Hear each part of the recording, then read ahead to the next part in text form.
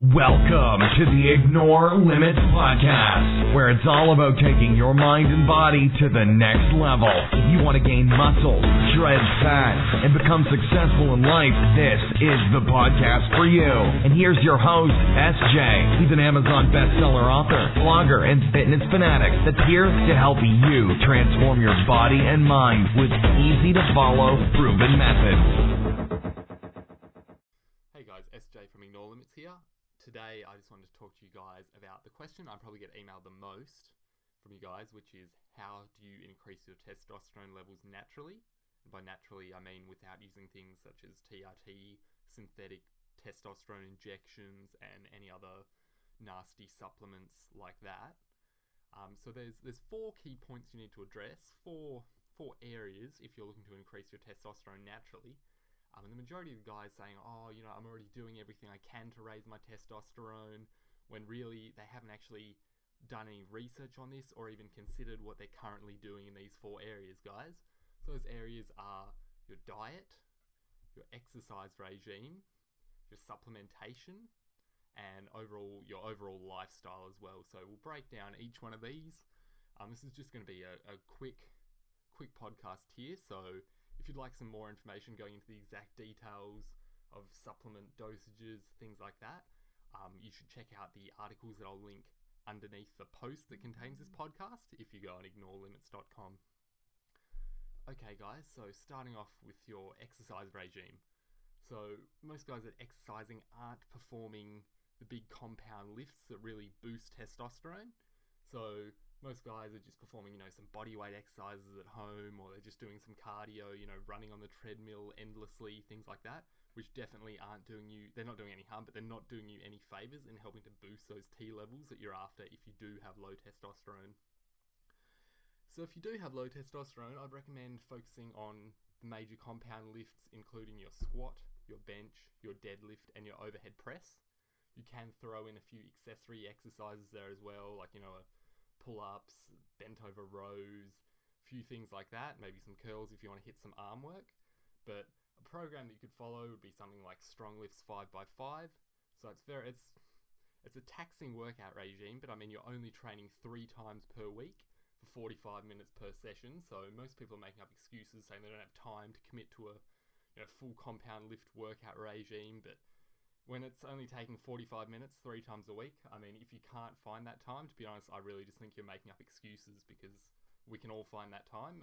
If it comes down to watching less TV, cutting down on socializing, which isn't a great thing to do, but if you really want this, you have to be prepared to do that, guys. So as compound lifts, you'll be performing in rep ranges of around 4 to 6. So really exerting yourself there, moving heavy weight, guys. Okay, so moving on to point number 2. So point number 2 for this is diet. Now, processed food is absolute crap, guys. If you're getting takeaway food, if you're buying food that you find in the middle section of your supermarket, it's processed, guys. So if you notice, all the aisles in your supermarket, wherever you shop, is going to be full of processed food. Around the outside of your supermarket, however, is where you're going to find your fresh fruits, vegetables, nuts, meats, etc. around the outside, the perimeter of your supermarket. That's where I do the majority of my shopping, guys. So you basically want to eliminate all that processed crap, and you want to be focusing on getting in, lean meats, things like that. So essentially what it comes down to is increasing your intake of fats. So people think of fats, they think fat is going to make me get fat. That couldn't be further from the truth. So gaining fat, gaining weight, comes down to excess calories. It has nothing to do with consuming fats, even though fats are more calorically dense than proteins and carbs, which for reference both have 4 calories per gram, whereas fats have 9 calories per gram, guys. So by eating things like avocado, increasing your intake of almonds and nuts like that, eating more steak, other fatty cuts of meat, even some things like Greek yogurt, like some dairy like that, you'll definitely be increasing the amount of fat you're getting in your diet. Some other good things to include are spinach, olives, broccoli, olive oil is a good source of fats, and balsamic vinegar as well is a good one you can throw in there, which definitely helps with taste as well. So it comes down to, eliminating snacks and things like that as well. If you're eating, like bad snacks throughout the day, I personally would focus on more larger meals consuming more fat, guys. So, if you are serious about your training and you're already counting your calories, that's not a problem. I would keep your protein intake high. I would slightly drop your carbohydrate intake and fill that up with fats. Quite a lot of people follow, like a paleo diet or even a ketogenic diet, which eliminates carbs completely. You definitely don't have to go to that extreme. That's unnecessary, guys. But just by increasing those fats, you'll definitely be noticing a difference over time. Okay, so moving on to point 3. Point 3 is supplementation. So there are a few supplements that I would recommend that you start using if you're not already. Bearing in mind, guys, these are only supplements, and they're just that they supplement your diet. So if you're already getting these particular minerals, etc., through food, you don't need to worry about it. And at the same time, if you're eating absolute crap, these supplements aren't going to help you. So they're just that. They're meant to supplement an already good diet. Okay? So the first one I would start off with is vitamin D, particularly vitamin D3. It isn't actually a vitamin, guys. It's a hormone. And it has a whole lot of health benefits. So basically, D3 you can get from the sun. So spending time outside, definitely on getting sun on your skin helps kick off vitamin D3 production. Unfortunately, I spend a lot of time in my office. I'm sure quite a lot of you guys do as well. Unless you're spending a great deal of time outside, and bearing in mind that time you have to have your skin exposed to the sun, and it all comes down to, longitude, latitude. There's a ton of other factors that come into this. And so it is very, very hard to get that proper vitamin D intake in just through sunlight exposure. So at the moment, I take 4,000 IUs of vitamin D3 each morning. And studies have actually shown that men who do take vitamin D3, supplementing vitamin D3, see a boost in their testosterone levels. There are a few good studies on this.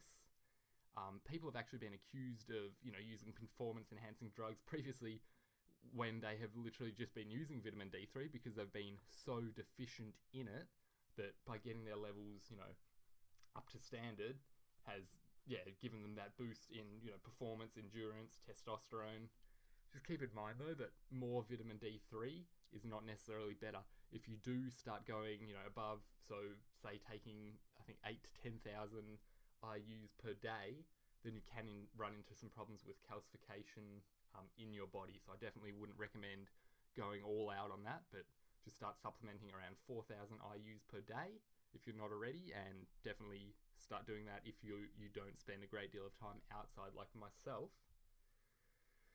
Okay, so besides vitamin D3, the one other supplement that I definitely recommend is omega-3 in the form of fish oil.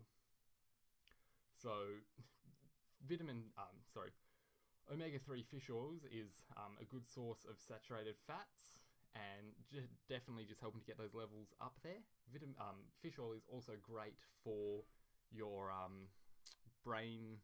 cognitive brain function, overall well-being, your joints. There's a ton of other benefits in there as well. I normally consume, how much I consume? Three fish oil capsules per day. Each one of those being 1,500 milligrams, guys. So I definitely recommend that if you're not already. Even if you don't have low testosterone, I would definitely recommend starting to get on the fish oil if you're not already. Okay, guys, and that takes us to our last and final section of this, which is lifestyle. So your lifestyle comes down to a few different things. If you're going out, you're excessively drinking, alcohol does suppress testosterone levels. And chances are, if you are drinking, you're not getting quality sleep, and you're living an unhealthy lifestyle. If that's what you've chosen to do, that's fine, but you're going to have suppressed testosterone, and that's going to affect your performance in the gym, your overall libido, energy levels, etc. So I personally don't advocate anything like that.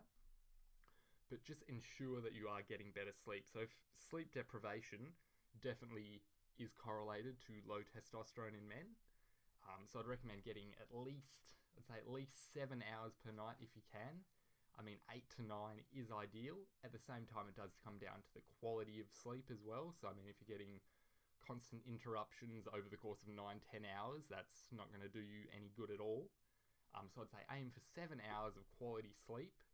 Get into a sleep schedule if you can. So say 11 o'clock at night, that's cut-off time. So that's when you're going to start getting ready for bed.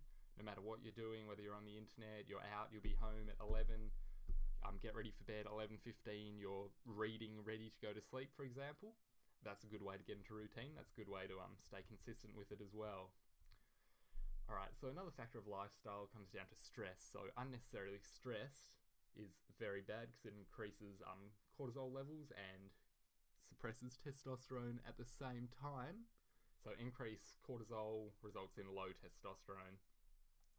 So things you can do, so if you work a stressful job or relationships or whatever, I know it can be tough, guys, but there are some things that you can do to manage that stress. So for example, meditation. So you don't have to get fully into meditation, but I mean if you just lay down for 20 minutes per day and just try and switch off your mind, close your eyes, just sit in a comfortable position, that's going to be a good way to get started with that. Besides meditation, other things you can do as well include just going for a walk. I find walking very, very relaxing, say 20 minutes or so at a time. Also focusing on your breathing is another good thing to do. So taking deep breaths, breathing in, taking a few seconds, holding, exhaling for another couple of seconds. Some other things you can do, guys, as well that fall into the whole lifestyle category include avoiding exposure to things like BPA plastic. So don't ever store your food in things like plastic containers or microwave them in plastic containers, things like that. So I definitely recommend using glass containers where possible as well in terms of drink bottles. Do not reuse those plastic drink bottles that you buy. So spend some money, either get a nice glass drink bottle or do what I do and use a like an aluminium drink bottle, which will last forever if you treat it right. Besides that, you can eat organic foods. I mean, exposure to pesticides, things like that, definitely aren't doing any favors in terms of testosterone levels.